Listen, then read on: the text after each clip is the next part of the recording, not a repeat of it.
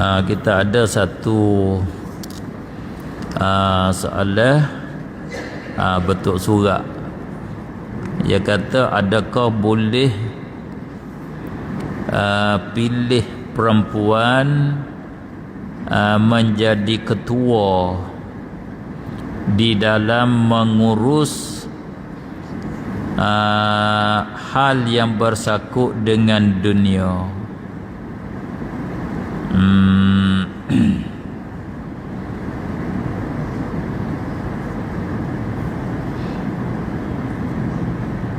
Ini kita satu daripada perkara yang kita tak dapat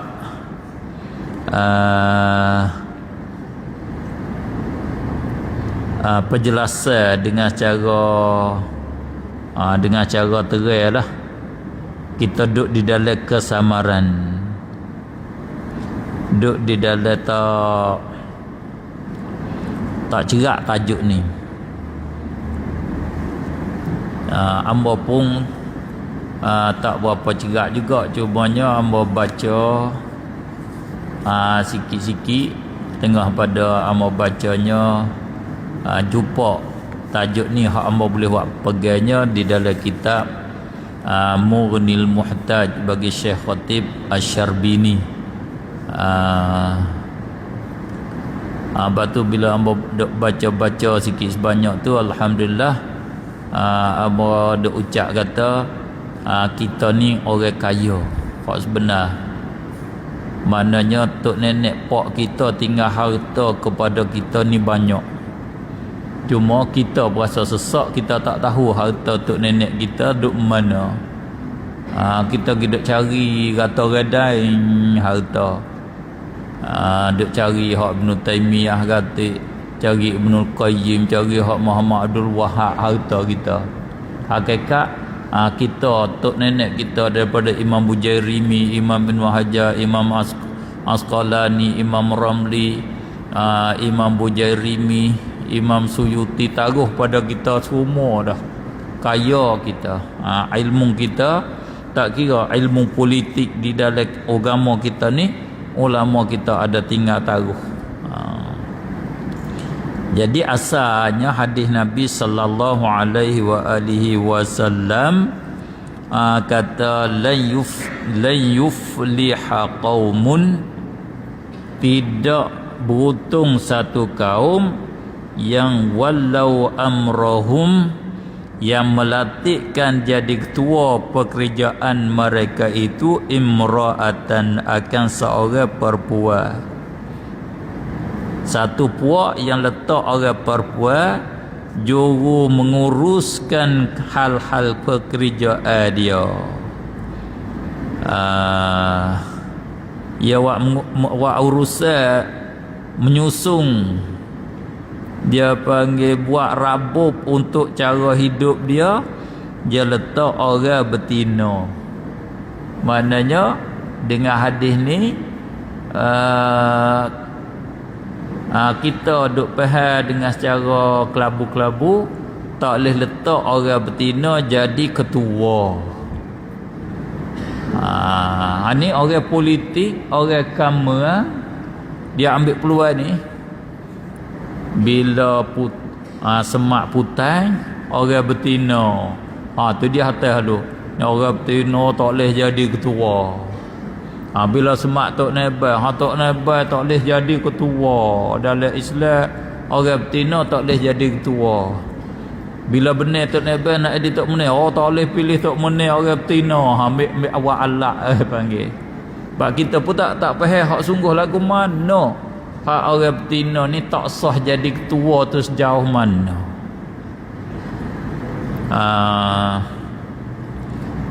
Kalau ni orang barat dia masuk campur, Amerika masuk campur. Khususnya dia masuk campur di negara-negara Arab. Di masa belakang ni radak dunia, radak negara kecil, orang betina boleh jadi ketua. Khususnya Mesir, kerajaan Mesir besar benar-benar. Di dalam kata orang betina boleh jadi ketua, boleh jadi presiden, boleh jadi tok qadi. Sebab tu di Mesir dia letak menteri dia orang perempuan. Orang betina dia letak orang betina jadi rata menteri. Negara Arab lah tak ada orang betina jadi presiden sama telah dah. Lepas tu Amerika dia cuba tengok dulu letak presiden dia orang betina. Dia nak menghancurkan. Kita di dalam agama tak boleh orang betina jadi ketua. Itu kaedah kita umum. Orang kafir tak sah jadi ketua, orang perempuan tak sah jadi ketua. Syarat nak jadi pemerintah kena lelaki, kena Islam, baru sah jadi pemerintah. Tak boleh kita lantik orang perempuan jadi pemerintah kita. Orang Yahudi nak peracuh ni, dia nak buat orang betina dia mudah nak tipu lah. Mudahnya orang betina dia mudah menipu. Orang betina mudah kecek atau mudah makan mengeceh tak payah syah 2 kali hidup ada dah. Kalau orang jantan ni gesek zaman dulu saya kes 4-5 kali tak menyala lagi. Bawa kes nak kanan habis ubat dia kena ambil putung lain pula. Orang betina baca cah 2 kali menyala lalu dah. Dia mudah dia nak tipu ke apa dia mudah. Kerana orang betina dia lemah, fikir lemah, semangat dia lemah. Lepas tu dia usaha perkara ni dia nak putus. Tu setengah daripada cara orang barat fikir. Dia fikir banyak cabai, banyak tapai. Maka bila kita tengok di dalam cara halus-halus, amba boleh buat kesimpulan begini. Buat kesimpulan. Kena tak kena tu dia kena kita tanya orang lain pula. Pada amba baca, amba boleh buat serup begini. Di dalam agama kita, orang perempuan tak boleh jadi pemimpin, tak boleh jadi ketua di dalam menguruskan, di dalam mengaturkan pekerjaan rakyat, pekerjaan negara. Adapun dia pegang jawatan yang dipanggil za'amah. Itu yang disebut di dalam kitab Mughni. Pegang jawatan jadi za'amah bagi kaum itu harus dan boleh. Masa pemerintahan Islam, dia ada lantik orang kafir jadi ketua. Kalau hari ni jadi tok neba, jadi tok kemenang, jadi tok pengulu, tok pegawai. Orang kafir jadi tok neba. Di dalam kitab tu ada sebut ni, amba tengok lama dah. Tak ingat di negeri Mesir ke masa mereka siapa tu amba tak ingat. Tapi dia latih Imam Syekh Khatib Syarbini ada sebut. Dia latih orang kafir jadi tok nebah. Maka tok nebah ni takkan jadi ketua. Takkan jadi ketua. Jadi juga mengurus, juga mengaturkan rakyat, mengaturkan negara. Di situ. Itu kita orang tak kenal, tak faham ni, hak tu kita nak hukum tak boleh. Orang pergi tamnang tok nebah, pergi tamnang tok kemenang ni, kuasa dia duk jauh mana? Banyak mana kuasa dia di dalam undang-undang.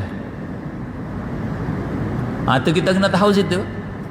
Kita pakai jadi ketua mata tok nebah ketua, tok kemenang ketua. Bila ketua orang betina tak boleh. Jadi nayuk tersebang tak boleh orang betina. Jadi nayuk obota tak boleh sebab dia orang betina, sebab dia jadi ketua. Kita lagu tu sebab kita panggil ketua belaka. Ketua ni ya ada 2.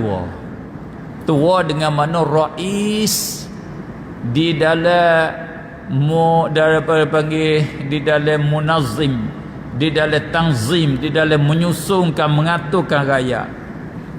Ada dia panggil ketua dengan makna jadi zaim, nama dia.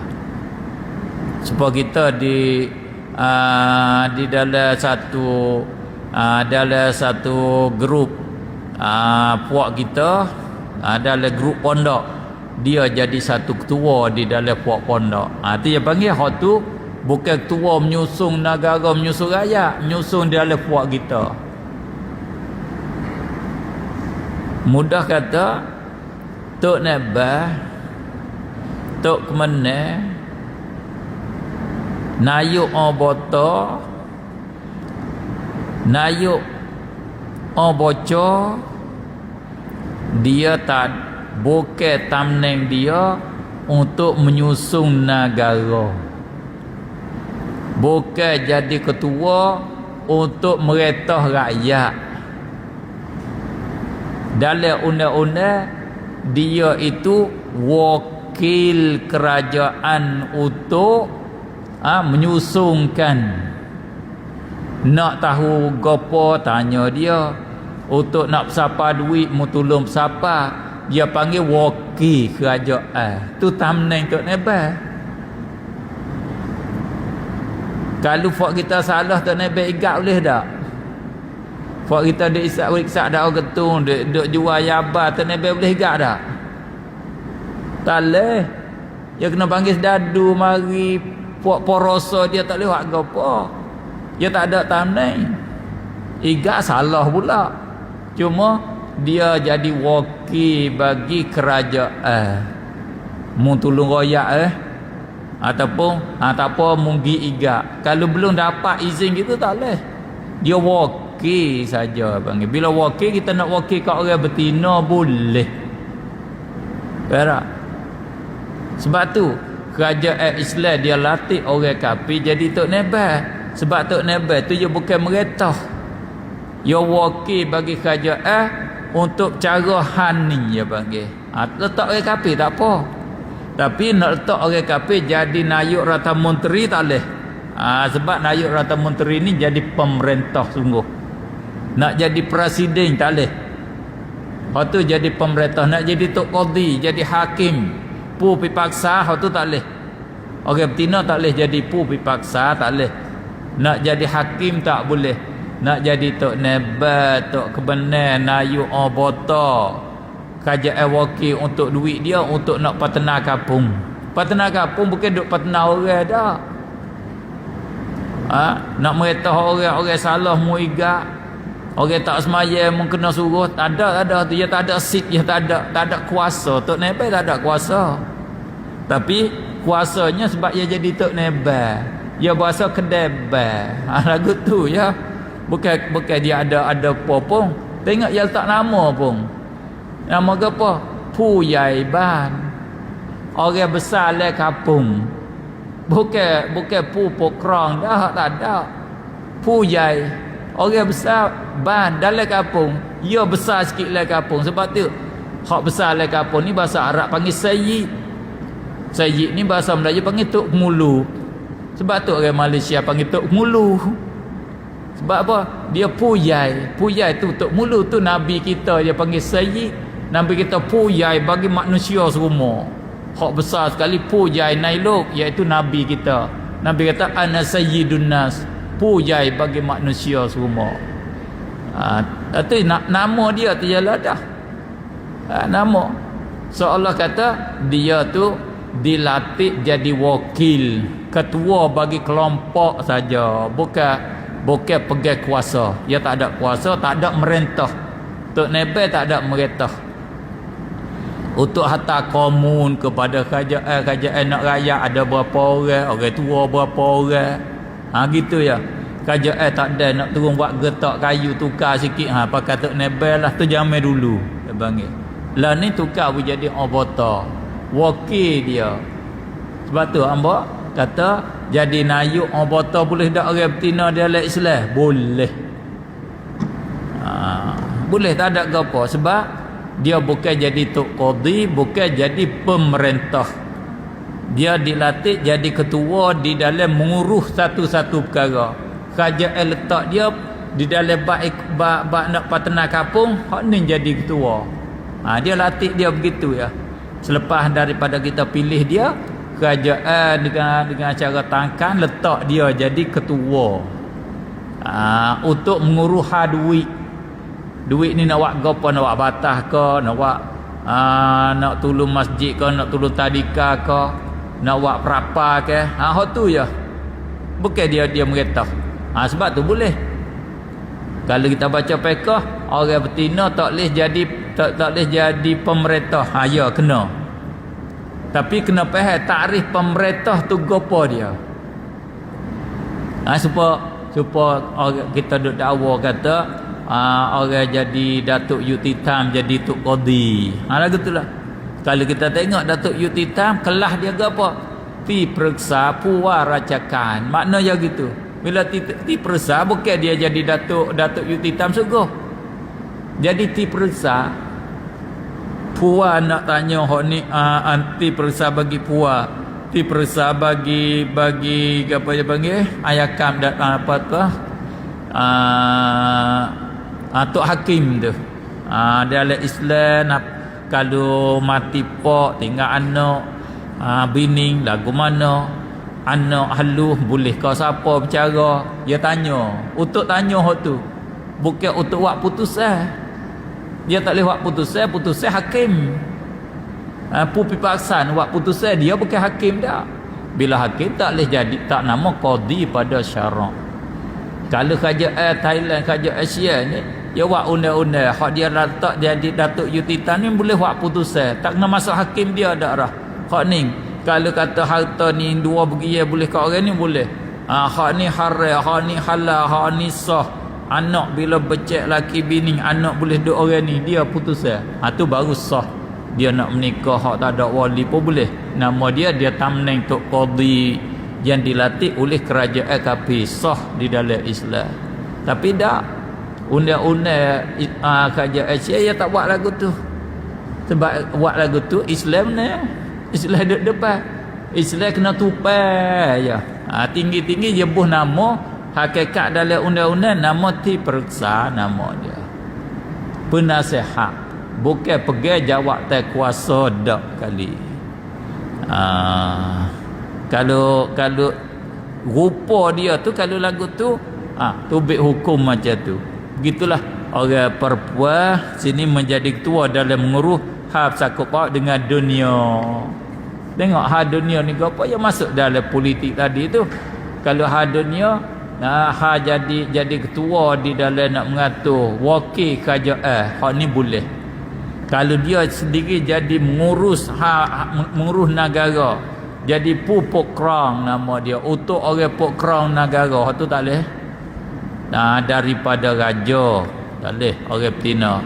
Nak jadi Nayuk Rata Menteri, Presiden, tu puak boleh buat putusan nama dia. Hak tu tak boleh. Tak boleh. Kena situlah. Mana kena kita sini kena pergi baca undang-undang tamneng tok nebe tu macam mana. Tamneng tok kemene macam mana, tamneng nayuk baca tamneng nayuk botol tu setara mana kelas dia, kekuasaan dia setara mana.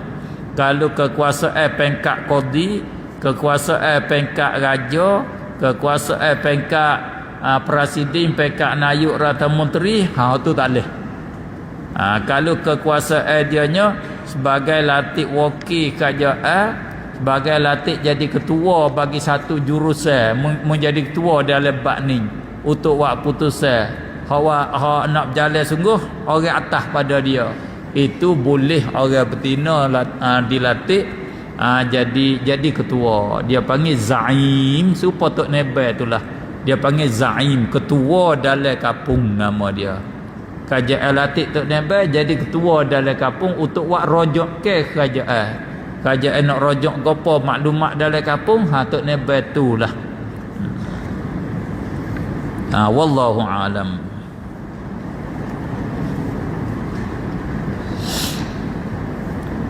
Alhamdulillahi Rabbil Alamin. Allahumma salli ala Sayyidina Muhammadin wa ala alihi wa sahbihi ajma'in. Allahumma inna zalamna anfusana zulman kathiran kabira wa la yaghfiru dhunuba illa anta faghfir lana dhunubana maghfiratan min 'indik warhamna innaka antal ghafurur rahim. Allahumma ahsin 'aqibatana fil umuri kulliha wa ajirna min khizyid dunya wa 'adzabil akhirah. Rabbana atina fid dunya hasanatan wa fil akhirati hasanatan wa qina 'adzaban nar. Wa sallallahu wa sallam ala sayyidina Muhammadin wa ala alihi wa sahbihi ajma'in walhamdulillahi rabbil alamin. Subhanakallahumma wa bihamdika asyhadu an la ilaha illa anta astaghfiruka wa atubu ilaik.